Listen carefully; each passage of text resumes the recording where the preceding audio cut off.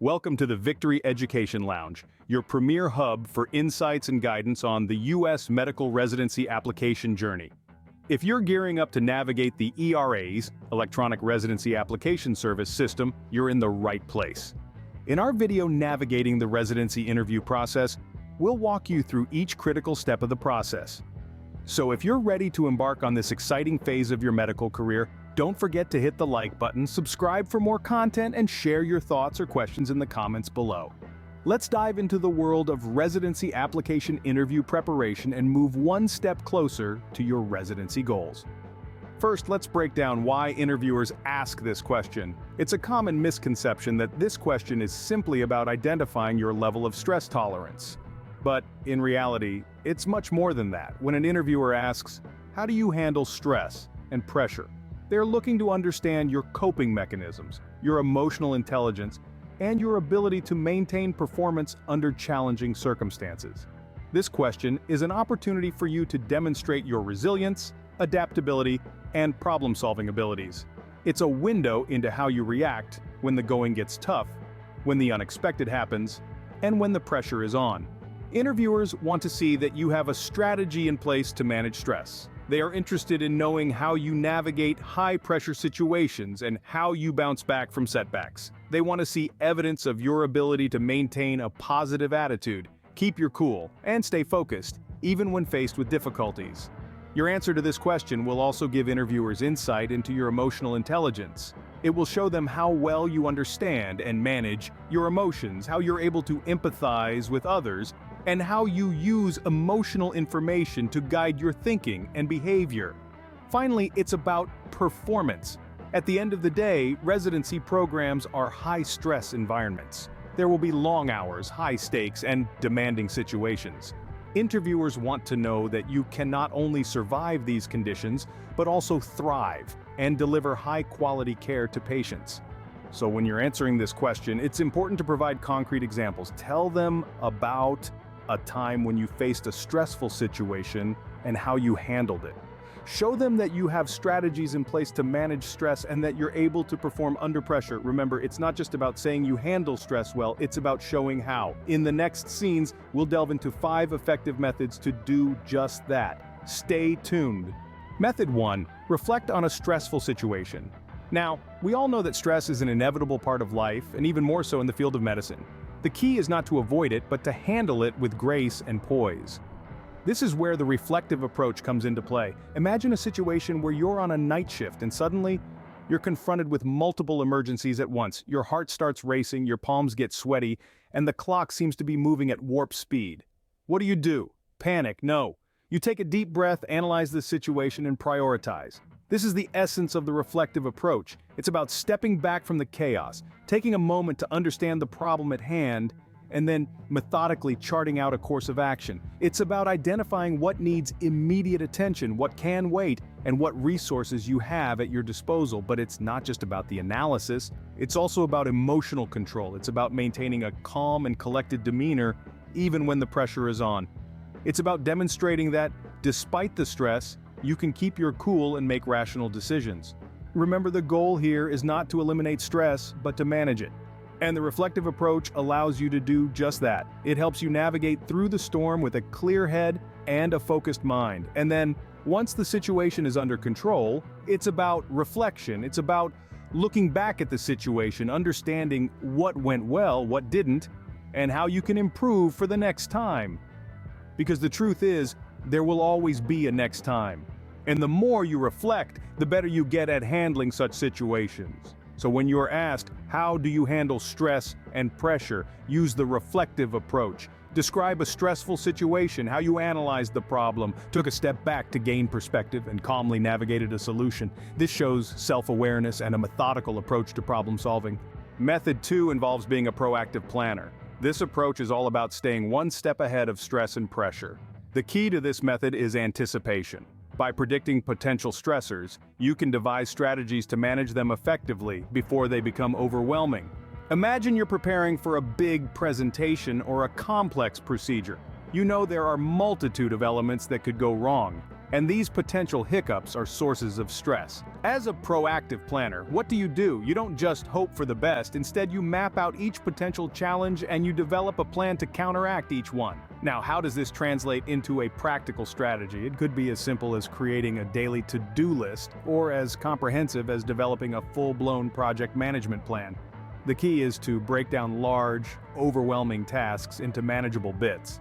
Time management is a crucial aspect of being a proactive planner. It's about more than just filling slots in your calendar. It's about prioritizing tasks based on their urgency and importance. It's about understanding which tasks require your immediate attention and which ones can be scheduled for later. Prioritization also extends to your personal life. It's about understanding when to take a break, when to say no, and when to ask for help. Remember, being proactive isn't about doing everything yourself. It's about managing your resources effectively. Contingency planning is another important facet of this method. This involves thinking ahead and considering what you'll do if things don't go as planned. What's your plan B? What's your plan C? Having these backup plans in place can significantly reduce stress because you know you're prepared for any eventuality. So, to sum up, being a proactive planner involves anticipating potential stressors, managing your time effectively, prioritizing tasks, and having contingency plans. It's about taking control of your environment instead of letting it control you. And remember, this isn't just about demonstrating to interviewers that you can handle stress. It's about actually equipping yourself with the tools to do so. This could be through time management, prioritization, or contingency planning. For method 3, focus on teamwork. In the heat of a high-pressure situation, a strong, cohesive team can be the difference between chaos and coordinated action. Stress is a part of every profession, but in healthcare, where lives are often on the line, the stakes are significantly higher. It's crucial not only to manage your stress, but also to be a supportive team member who can buoy others during challenging times. Think of a team as a well-oiled machine. Each component plays an essential role contributing to the overall function. When one part experiences stress, the entire mechanism can falter. That's why the ability to lean on one another, particularly in high-pressure situations, is so important. So, how does this translate into your response during an interview? Well, you could discuss a time when you and your team faced a particularly stressful situation. Perhaps it was an unexpected influx of patients or a complex surgery that required everyone's expertise. By detailing how you worked together, shared responsibilities, and supported each other, you'll paint a vivid picture of your adaptability and teamwork skills. But remember, being a team player isn't just about collaboration during a crisis. It's also about how you contribute to a positive team dynamic on a day-to-day basis. Do you foster open communication? Do you respect and value the contributions of others? Do you step up when needed and step back when it's someone else's time to shine? These are the qualities that make you a great team player. In essence, being a team player is about recognizing that you're part of a larger whole and understanding that your actions can significantly impact your colleagues. It's about standing together, facing challenges head-on, and coming out stronger on the other side. So, when asked how you handle stress and pressure, don't shy away from discussing your team player mentality. It's an invaluable trait, one that residency programs are keen to see in their applicants. This shows your ability to lean on others and contribute to a team under stress. Method 4 is about personal balance. Now, this might sound a little offbeat, considering we're discussing handling stress and pressure in professional settings. But remember, you are not just a professional. You are a human being with a life outside of work, and maintaining a healthy work-life balance is critical for your overall well-being and performance. You see, when we're caught up in a high-pressure career like medicine, it's easy to forget the importance of downtime. We might overlook the rejuvenating power of a good night's sleep, the joy of a hobby, or the serenity that comes from mindfulness practices such as meditation or yoga. But let's not forget, these are the activities that recharge our batteries, that give us the energy to tackle another day, another challenge, another high-stress situation. So when asked about how you handle stress and pressure, talk about your personal balance keeper method. Discuss the activities you engage in to maintain a healthy work-life balance. Perhaps you're an avid reader, finding solace and escape in the world of books. Or maybe you're a fitness enthusiast who sweats out the stress at the gym or during a morning run. You might even be an artist, using paint, music, or dance to express yourself and release tension. Whatever it is, don't shy away from sharing it. In fact, medical professionals who maintain hobbies have been found to experience less burnout and have a higher quality of life than those who don't. And burnout, as we know, can lead to decreased productivity, impaired professional growth, and even mental health issues. So, while it might seem counterintuitive, taking time out for yourself actually makes you a better professional. Moreover, this method shows you understand the importance of self-care. It shows that you are not just capable of taking care of others, but that you also prioritize taking care of yourself. And that is a key quality in any healthcare professional. This demonstrates self-care, which is vital in high-stress environments. Lastly, method 5, embrace the role of a lifelong learner. This method is all about turning adversity into opportunity, and it's a powerful tool in handling stress and pressure. It begins with the understanding that stress, while uncomfortable, can be a catalyst for growth and development. In the world of medicine, stressful situations are inevitable. They're part and parcel of the job. But the lifelong learner doesn't shy away from these moments. Instead, they lean into them, viewing each one as a chance to acquire new knowledge and refine their skills. Picture this. A challenging patient case throws a curveball at you. You're unsure, you're anxious, and yes, you're stressed. But as a lifelong learner, you don't let these feelings overwhelm you. Instead, you tackle the situation head-on, asking questions, seeking help when needed, and doing whatever it takes to resolve the issue. Once the dust settles, you don't just move on to the next task. You take a moment to reflect. You ask yourself, what did I learn from this experience? How can I apply this knowledge in the future? How can I improve? By doing this, you embrace the stress as a stepping stone towards becoming a better healthcare professional. This method requires a shift in perspective. It calls for resilience, determination, and most importantly, a thirst for knowledge. It's about viewing every challenge as a lesson waiting to be learned and every setback as a stepping stone to success.